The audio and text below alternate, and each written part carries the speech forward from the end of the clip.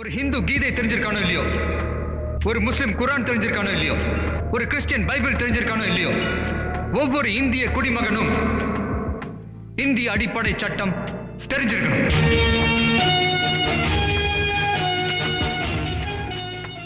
வணக்கம், சென்னை உதவி ரமேஷ் பேசுகிறேன். இந்த முறை பேச போகிற தலைப்பு என்னென்னா, சென்னை உயர்நீதிமன்ற மதுரை கிளை கொடுத்த தீர்ப்பு பற்றி பேச போகிறோம். தீர்ப்பு நாள் 29/11/2024. நீதியரசர் GK இளந்தரையன் கொடுத்த தீர்ப்பை பற்றி தான் பேச போகிறோம். இந்த தீர்ப்பு எதை பற்றி பேச போகிறோம்னா, எல்லாருக்கும் உள்ள அனுபவம் தான். இப்போ நம்ம 2 வீலர் வச்சுட்டு இருக்கோம், வண்டி எடுத்துகிட்டு போகிறோம். இல்லை நம்மள்ட்ட ஒருத்தர் கடன் வாங்கிட்டு வண்டி எடுத்துகிட்டு போகிறாங்க.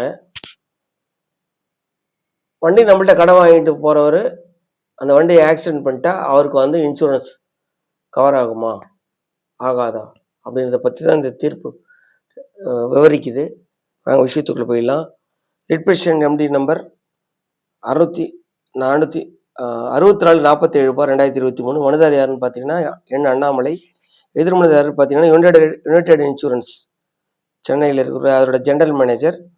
ரெண்டாவது United insurance company Manapparai office. அவங்க 2 பேர். என்ன கேட்குறாருன்னா, இந்த 2வது எதிர்மனுதாரர் இருக்கார் இல்லையா, மணப்பாறை அலுவலகம் கொடுத்த அந்த உத்தரவை 2/2/2023 கொடுத்த உத்தரவை ரத்து பண்ணி இறந்து விட்ட நபருக்கு 15 லட்சம் ரூபா வட்டியோட கொடுக்கணும். 9% இன்ட்ரெஸ்டோட 27/8/2021 இன்னைக்கு வரைக்கும் கொடுக்கணும் அப்படின்னு சொல்லி பர்சனல் ஆக்சிடென்ட் கவர் ஆகுது அப்படின்னு சொல்லி பாலிசி நம்பர்லாம் போட்டு 2வது எதிர்மனுதாரர் கொடுக்க சொல்லி நீதிமன்றம் உத்தரவு போடணும் அப்படின்னு சொல்றாரு. என்ன மேட்டர்னு சொல்றோம் பாருங்க. Writ petition has been filed challenging the order passed by the second respondent dated 2/2/2023, thereby rejected the claim made by the petitioner under personal accidental cover for the death of his son on the motor vehicle accident and cover policy accident coverage policy number so and so. அப்படி என்னன்னா, 2/2/2023 இந்த 2வது எதிர்மனுதாரர் திண்டுக்கல்ல இந்த மணப்பாறையில் இருக்கிற அந்த United insurance company இவர் வண்டியை ஓட்டிட்டு போய் அடிபட்டு இறந்து போயிடுறாரு. அதுல தனிநபர் விபத்து காப்பீட்டு திட்டத்தின் கீழே இவர் கொடுத்த அந்த இன்சூரன்ஸ் பணத்தை கேட்டு கொடுத்த அந்த கிளைமை ரிஜெக்ட் பண்ணி போட்ட உத்தரவை ரத்து பண்ண சொல்லி இந்த நீதி பேராணை மனுவை தாக்கல் செஞ்சிருக்காரு. என்னன்னு பாத்தீங்கன்னா, இந்த பெட்டிஷனர் ஹேஸ் ஓன்டு 2 வீலர். இவர் ஒரு 2 வீலர் வண்டி வச்சிருக்காரு. அது வண்டி நம்பர் TNAW 8331. அது மனுதாரர் பேர்ல தான் இருக்குது, அண்ணாமலை பேர்ல இருக்குது. அவர் வண்டியை இன்சூரன்ஸ் பண்ணியிருக்கிறாரு. அது இல்லாம அது பர்சனல் ஆக்சிடென்ட் இன்சூரன்ஸும் பண்ணியிருக்காரு. அதாவது நல்லா புரிஞ்சுக்கணும், நீங்க வண்டிக்கு பண்ணியிருக்காரு, அது தேர்ட் பார்ட்டி இன்சூரன்ஸ் ஆக்சிடென்ட் ஆனா. அது இல்லாம வண்டியை ஓட்டுற நபர் இப்போ வண்டி அடிபட்டா விபத்து பண்ணா வண்டியில சேதம் ஏற்பட்டா மட்டும்தான் காப்பீடு கொடுப்பாங்க. இவர் அது மட்டும் இல்லாம வண்டி ஓட்டுறவர் யாராவது அவருக்கு ஏதாவது ஆயிடுச்சு அப்படின்னா அந்த இன்சூரன்ஸ் பர்சனல் தனிநபர் விபத்து வண்டிக்கும் காப்பீடு, வண்டி ஓட்டுற நபருக்கும் தனிநபர் விபத்து காப்பீடும் எடுத்துட்டு அந்த பாலிசி நம்பர் சொல்றாங்க. இவங்க வேலை என்னன்னு பாத்தீங்கன்னா, வண்டி இந்த மனுதாரர் மளிகை சாமான் கடை வச்சிருக்கிறாரு. அந்த சாமான் வாங்குறதுக்காக வண்டி எடுத்துட்டு போயிட்டு வருவாராம். அந்த மாதிரி இவர் மனுதாரருடைய பையன் ராஜாளிப்பட்டி ரோட்ல ராஜாளிப்பட்டி இலைக்காளிப்பட்டி ரோடு அப்படி போயிட்டு அந்த ஊருக்கு போயிட்டு இவருடைய வண்டியை மனுதாரருடைய வண்டியை அவர் பையன் எடுத்துட்டு போயிட்டு ஓட்டிட்டு வந்துட்டு இருக்கும்போது அங்க ரோடு வேலை ஒண்ணு நடந்துகிட்டு இருக்கு. அதுல unfortunate succumbed to the injuries. Road சம்பந்தமா ஒரு வேலை செஞ்சுட்டு இருக்கும்போது அதுல ஒரு சைட்ல ஒரு பள்ளம் இருக்குது. அந்த பள்ளத்துல வண்டியோட ஒரு கவுந்து விழுந்து அடிபட்டு இறந்து போயிடுறாரு. Viralimalai police station inspector, Pudukkottai மாவட்டம், அவர் என்ன பண்றாரு, முதல் தகவல் அறிக்கையை 459/2020 எஃப்ஐஆர் போட்டு எந்த செக்ஷன்ல போடுறா 304A, அதாவது அஜாக்கிரதையால மரணம் ஏற்படுத்துதல் பிரிவுல. ஏன்னா இந்த சம்மந்தப்பட்ட தான் உங்களுக்கு தெரியல, பணம் நோண்டி வச்சிருவாங்க, பாதாள சாக்கடைக்கு நோண்டுவாங்க, ரோடு போடுறதுக்கு நோண்டுவாங்க. கரெக்டாக அந்த அந்த பள்ளத்தை மூடி வர மாதிரி ரோடு பேரிகார்டு வச்சிருக்க மாட்டாங்க. வண்டி ஒரு நைட்டில் ஓட்டிட்டு போகும்போது பார்த்தீங்கன்னா உங்களுக்கு அது தெரியவே தெரியாது. அந்த மாதிரி ஒரு பள்ளத்தில், ரோடு காவட்டி வச்ச பள்ளத்தில் போய் வந்து அந்த ஒரு பையன், மனிதனுடைய பையன் இறந்து போயிடுறாரு. The postmortem report reveals the deceased died due to the injuries sustained in the road travel accident due to RTA and hydraulic shock and the multiple organ injury. The policy is valid வந்து 27/2/2022 26/2/2022 வரைக்கும் இந்த policy valid. Road accident வேலி. The petition also paid additional payment of rupees 275 per annum for personal accident coverage. As per the premium under the personal accident coverage, a sum of rupees 15 lakhs can be claimed if the rider of two-wheeler died during the operation of it. According to the petition, has made claim for demise of his son under personal accident coverage of tune and 15 lakhs on 19/8/2020 before the second respondent. இவர் என்ன பண்றாரு, வண்டிக்கு மட்டும் பண்ணாம தனிநபர் விபத்து காப்பீடு, வண்டி ஓட்டுற நபருக்கும் விபத்து நபருக்கு 15 லட்சத்துக்கு ரூபாய் 275 அதுக்கு பிரீமியம் கட்டி ஒரு பாலிசி எடுத்து வச்சிருக்காரு. இப்போ 27/2/2021 இருந்து 26/2/2022 வரைக்கும், அதாவது ஒரு வருஷத்துக்கு எடுத்து வச்சிருக்காரு. இவர் அந்த பணத்தை கொடுக்க சொல்லி 19/8/2022 இந்த இரண்டாவது எதிர்மனுதாரர்கிட்ட கேட்கிறாரு. அப்ப தீர்ப்பு சொல்றாரு நீதியரசர் வந்து, ஏற்கனவே இந்த கோர்ட்டு ரெட்பேஷன் MT number 20/970/2021 dated 3/1/2023 compensation order பண்ணுங்க. ஆனா இதுல பாத்தீங்கன்னா 50 லட்சம் போட்டிருக்காங்க. 50 லட்சம் கேட்டிருக்காரு ஆனா பிரேயர்ல, ஆனா 5 லட்சம் அவார்ட் பண்றாங்க. அந்த 5 லட்சம் கொடுத்துட்டு மேற்கொண்டு நீங்க வேணா ஸ்டேட் வந்து சிவில் கோர்ட்ல போய் கேட்கலாம், இல்ல வேற மனு தாக்கல் செஞ்சு வாங்கிக்கலாம்னு சொல்றாரு. ஆனா அந்த பர்சனல் ஆக்சிடென்ட் 15 லட்சம் கொடுக்கணும்னு சொல்றாங்க இல்லையா, அதை வந்து மனுவை 2/2/2023 யுனைடெட் இன்சூரன்ஸ் கம்பெனி வந்து தள்ளுபடி பண்ணிடுறாங்க. The land council for appearing for the writ petition, மனுதாரருக்கு submits that the premium was duly paid for the personal accident coverage. It does not mean that the owner of the policy are entitled to claim under the personal accident coverage. A person who had borrowed the vehicle of another steps into shoes of the owner of the vehicle and such that would be entitled to limited liability and the personal accident cover. He also relied upon the judgment of the Honorable Supreme Court in the case of Ram Kiladi and another versus United Insurance Company and another reported 2022 SEC 550. என்ன சொல்றாரு அப்படின்னா, மனுதாரருடைய வக்கீல் என்ன சொல்றாரு அப்படின்னா, மனுதாரர் வந்து தனிநபர் வண்டிக்கு மட்டும் பண்ணாம தனிநபர் விபத்து காப்பீடு பண்ணியிருக்காரு வண்டி ஓட்டிட்டு போறவருக்கு. ஆனா அந்த வண்டியை அவர்கிட்ட இருந்து யாராவது கடன் வாங்கிட்டு போய் ஓட்டுனா கூட, அந்த நபர் இறந்து போயிட்டா கூட அவருக்கும் இந்த தனிநபர் விபத்து காப்பீடு பொருந்தும் அப்படின்னு சொல்லி உச்ச நீதிமன்றம் 2020 கொடுத்த ஒரு தீர்ப்பை வந்து மேற்கோள் காட்டுறாரு. அது மென்ஷன் பண்ணியிருக்காங்க. எதிர்மனுதாரர் என்ன சொல்றாங்கன்னா, Contra, the land council for appearing for the respondent submits the policies covered under the personal accident coverage subject to the owner driver of the registered owner of the vehicle insured and B, the owner driver of the insured named in this policy. 3, the owner driver holds effective driving license in accordance with the provision rule 3 of the Central Motor Vehicles Act 1989. At the time of accident, accordingly compulsory personal accident of the owner driver applicable only for the registered owner of the vehicle.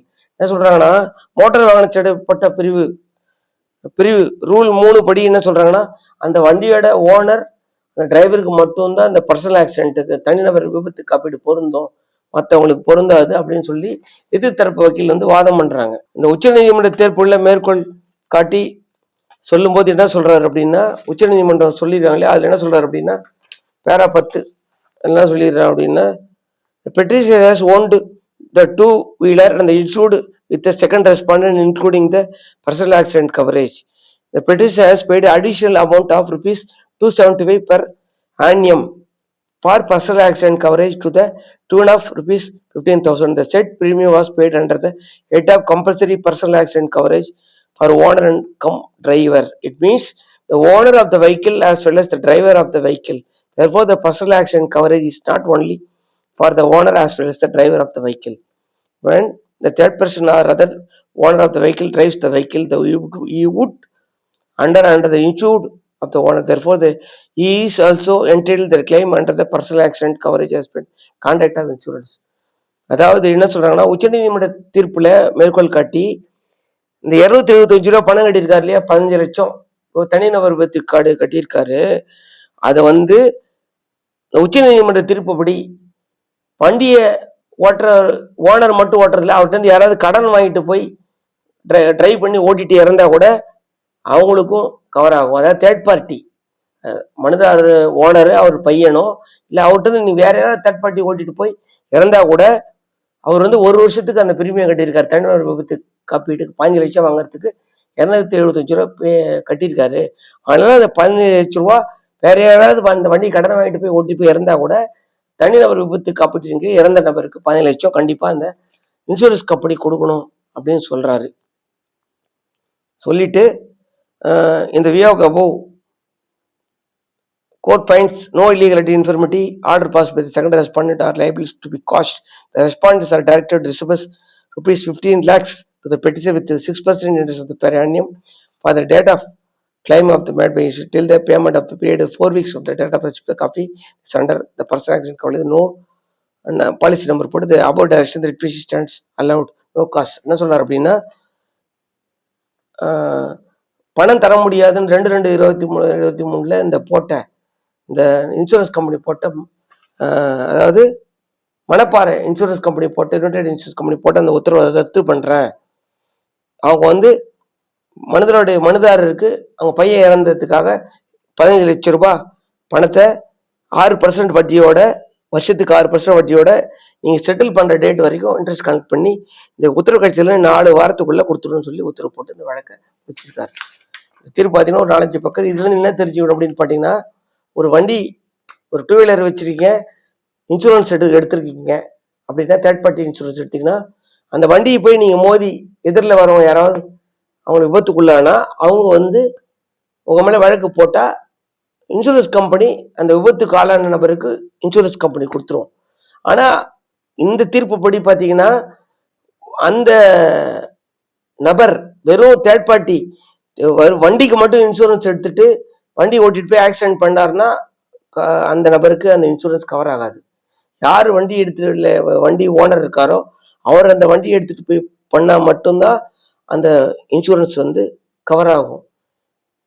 வண்டி ஓட்டிட்டு போற நபர் அடிபட்டு இறந்துட்டாருன்னா அவருக்கு அந்த insurance cover ஆகாது.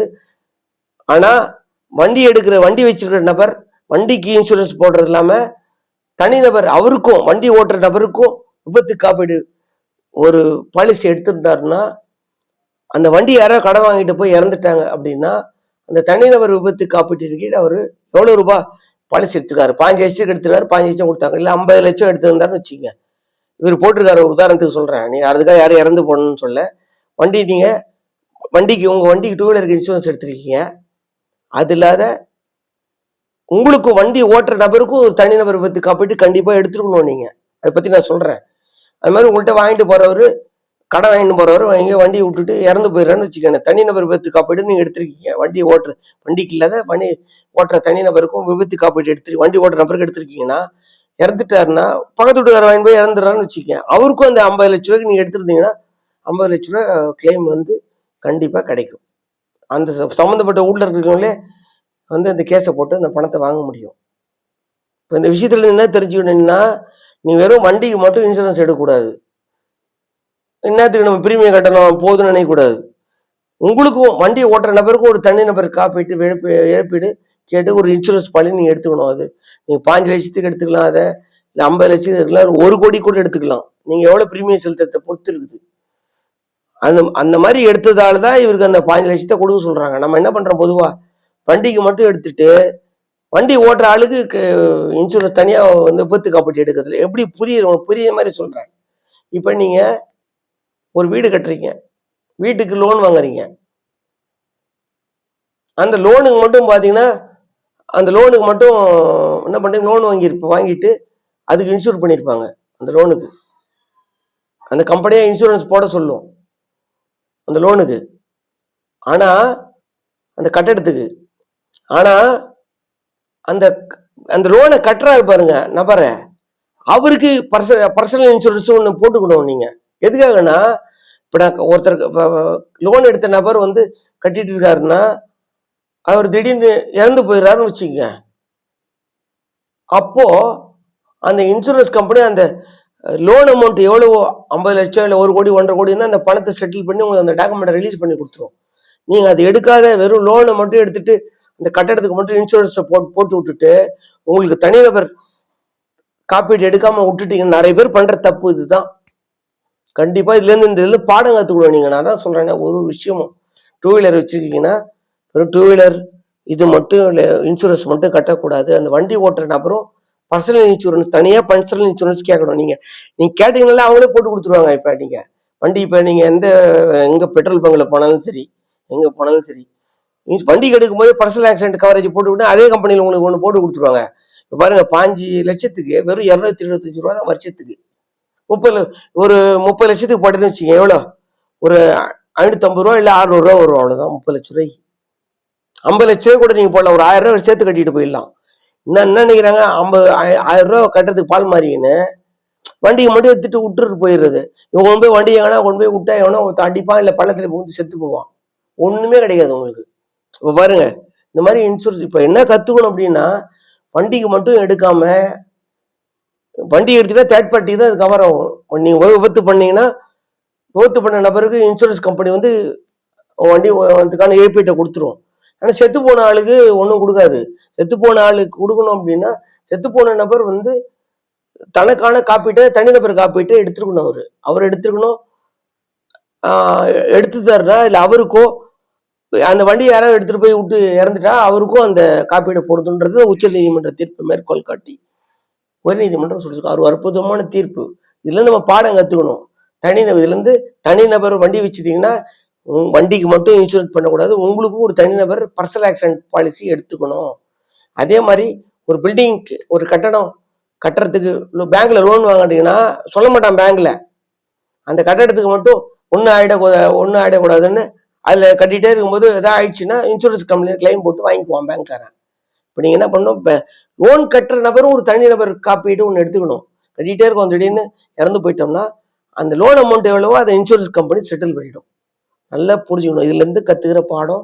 இந்த மாதிரி யாராவது அது மாதிரி பண்ணாமல் இருந்தீங்கன்னா, வண்டி எடுத்துகிட்டு பர்சனல் ஆக்சிடென்ட் கவரேஜ் பாலிசி எடுக்காமல் இருந்தால் பண்ணுங்க. அதே மாதிரி யாராவது ஒருத்தர் ஃப்ளாட் வாங்குறீங்க, ஒரு கட்டடம் வாங்குறீங்க, ஒரு மனை வாங்குறீங்க, அதை வாங்கி கட்ட போறீங்க, பேங்க் லோன் வாங்குறீங்கன்னா உங்க கட்டடத்துக்கு மட்டும் இல்லாத உங்களுக்கு ஒரு விபத்து காப்பீடு, ஒரு accident personal accident cover policy ஒன்று போட்டுக்குங்க. ரொம்ப சேஃபாக இருக்கும், உங்கள் குடும்பத்துக்கு நல்லது. சப்போஸ் நீங்கள் அது பண்ணாத விட்டுட்டீங்கன்னா லோனை செத்து போன ஒரு நபரோட வாரிசுக்கு தான் கட்டுற மாதிரி ஆகிடும். 70 லட்சம் 1 லட்சம் 80 லட்சம் கட்டணும், எங்கேருந்து கட்டணும்? வெறும் பாலிசி கட்டிட்டு விட்டுட்டீங்கன்னா அழகாக அந்த இன்சூரன்ஸ் கம்பெனி உங்களோட இன்சூரன்ஸ் கம்பெனிலேருந்து பேங்க் பணத்தை விட்டு உங்கள் லோனை கிளியர் பண்ணுவான். அந்த மாதிரி பண்ணலை அப்படின்னா பாலிசி அவர் எடுத்திருக்காருன்றதை முதல்ல நீங்கள் உறுதிப்படுத்திக்கணும். நீங்கள் லோன் எடுக்கும்போது பர்சனல் ஆக்சிடென்ட் கவர் எடுத்திருக்காருன்றதை நீங்கள் உறுதிப்படுத்திக்கிட்டு அந்த விஷயங்களை தெரிஞ்சு வச்சுக்கிட்டா, பின்னாடி எடுக்கப்பட்ட நபர் உங்கள்ட்ட சொல்லாமல் இறந்து போயிட்டா நீங்கள் சட்டப்பூர்வமான நடவடிக்கை எடுக்கிறதுக்கு உங்களுக்கு பெரிய உதவியாக இருக்கும். இப்போ நம்ம எதுக்கு இன்சூரன்ஸ் எடுக்கிறோம்னா, காவல்துறை வழியில இருந்து டிராபிக் போலீஸ் பிடிக்கிறதால தான் நம்ம அந்த இன்சூரன்ஸே வண்டிக்கு எடுக்கிறோம். இல்லைன்னா எடுக்க மாட்டோம், நம்ம பயந்துட்டு எடுக்கிறோம். அந்த மாதிரி எடுக்கக்கூடாது. இன்னொரு விஷயம் என்ன சொல்றேன்னு பார்த்தீங்கன்னா, நம்ம குடும்பத்தையும் நம்ம உயிரையும் காப்பாற்றிக்கிறதுக்கு நான் சொன்ன பர்சனல் ஆக்சிடென்ட் பாலிசி, நீங்கள் வங்கியில் கணக்கு வச்சிருந்தீங்கன்னா அந்த வங்கியில் போஸ்ட் ஆஃபீஸில் வச்சுருந்தா போஸ்ட் ஆஃபீஸ்லேயே ரொம்ப குறைஞ்ச பிரீமியத்தில் 200 ரூபா 300 ரூபாயில பாலிசி உங்களுக்கு தராங்க. யாரும் வங்கி கணக்கு வச்சிருக்கிறவங்க அதை கேட்கறதே கட்டாத விட்டுறாங்க. இனிமேல் அந்த மாதிரி பண்ணாதீங்க. 2 லட்சத்துக்கு இல்லை 3 லட்சத்துக்கு போடுறாங்க. இல்லைன்னா அதிகமான தொகை போட்டு மென்ஷன் பண்ணி போட்டு நீங்கள் பேங்க்ல எங்களுக்கு வேணாம், எங்களுக்கு பேங்க்ல கம்மியாக தான் பாலிசி அமௌண்ட் இருக்கு அப்படின்னா நீங்கள் வெளியில கூட தனியாக 15 லட்சத்துக்கு நீங்கள் அப்படியே தனியாக கூட ஒரு பாலிசி போட்டு அந்த ஏஜென்ட்டை கான்டாக்ட் பண்ணீங்கன்னா ஈஸியாக பண்ணி கொடுத்துருவாங்க உங்களுக்கு. இந்த விஷயம் உங்களுக்கு பிடிச்சா லைக் பண்ணுங்க, கமெண்ட் பண்ணி, சப்ஸ்கிரைப் பண்ணுங்க. நன்றி, வணக்கம்.